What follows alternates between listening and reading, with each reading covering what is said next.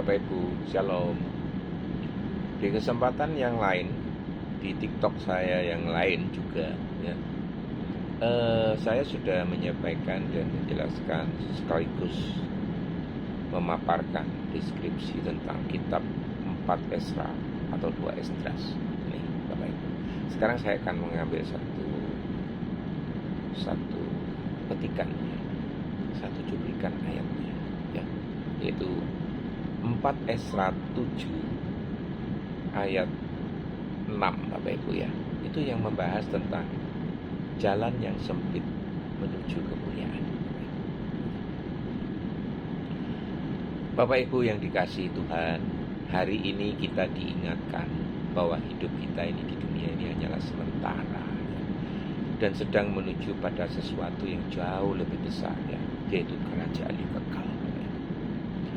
Namun jalan menuju kerajaan itu bukanlah jalan yang lebar, bukan jalan yang nyaman dan mudah, melainkan jalan yang sempit, sulit, dan penuh tantangan. Ini bukan ajaran baru ya. Yesus sendiri telah bersabda, masuklah melalui pintu yang sesak, karena lebarlah pintu dan luaslah jalan yang menuju kebinasaan, dan banyak orang masuk melaluinya. Itu ada di Matius 7 ayat 13 Bapak Ibu. Dalam bahasan saya hari ini itu terambil dari kitab Apokrif 4 Esra 7 ya. Kita menemukan gambaran yang sangat kuat mengenai jalan yang sempit menuju kehidupan ya. Inilah isi dan penjabarannya Bapak Ibu. Perumpamaan tentang jalan yang sempit ini. Ada kota yang dibangun dan penuh dengan segala yang baik, namun jalannya hanya satu, sempit dan berbahaya, diapit oleh api dan air. Hanya satu orang yang bisa melewati pada satu waktu. Ini di 4 Esra 7 ayat 6-9. Esra menerima gambaran tentang sebuah kota mulia, yaitu simbol kerajaan Allah yang hanya bisa dicapai melalui jalan yang sempit dan berbahaya. Sebelah kiri api, sebelah kanan air Bapak Ibu. Aplikasinya, hidup kita sebagai orang percaya pun begitu Bapak Ibu. Kita berjalan di antara percobaan, penggodaan, di antara penderitaan dan kekecewaan. Tapi hanya satu jalan yang membawa kita kepada kemuliaan, yaitu jalan salib, jalan setia, dan yang pasti jalan yang sempit. Tidak ada warisan tanpa melewati jalan itu. Jika orang tidak melalui jalan itu, bagaimana dia dapat mewarisi yang telah disediakan? Ini di dalam 4 Esra 7 ayat 10. Esra mengajarkan bahwa tidak ada pewarisan tanpa perjuangan. Keselamatan memang anugerah, tetapi kesetiaan adalah bukti bahwa kita hidup di dalam anugerah itu. Aplikasinya Bapak Ibu, hari ini banyak orang hanya mau hasilnya, mau berkat, mau surga, tapi menolak prosesnya ini. Tuhan tidak hanya tertarik pada akhir hidup kita Bapak Ibu, tapi juga pada jalan yang kita tempuh untuk mencapainya. Ini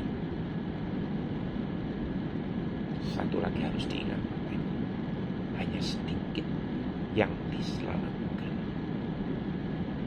Dunia ini telah diciptakan untuk banyak orang, tetapi dunia yang akan datang hanya untuk sedikit orang.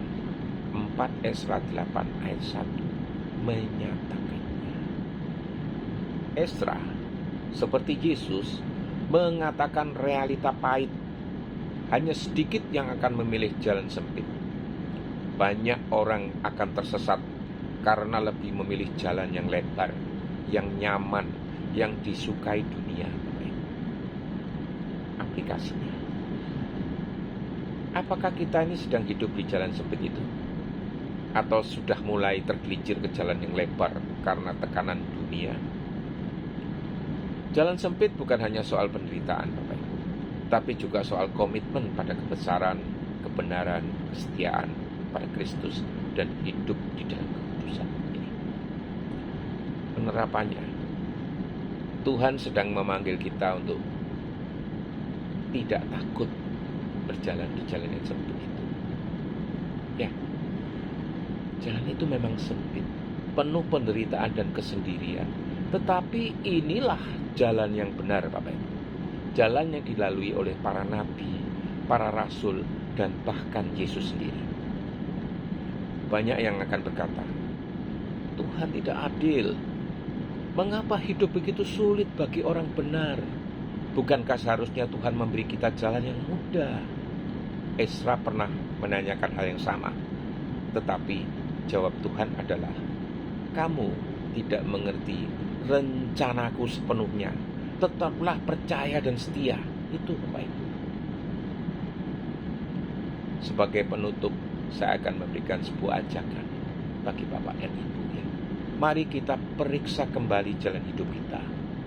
Apakah kita sedang berjalan melalui jalan sempit menuju kemuliaan, atau sedang nyaman di jalan lebar menuju kebinasaan? Tuhan tidak pernah berjanji bahwa perjalanan kita itu akan mudah, tetapi Dia berjanji kita tidak akan berjalan sendirian. Di jalan sempit dan menyesakkan itu, jalan sempit dan menyesakkan, tapi menuju kemuliaan. Jalan lebar itu menyenangkan, tapi menuju kehancuran. Pilihlah hari ini jalan mana yang akan kau tempuh. Jangan takut memilih jalan sempit, sebab ujungnya adalah sorga.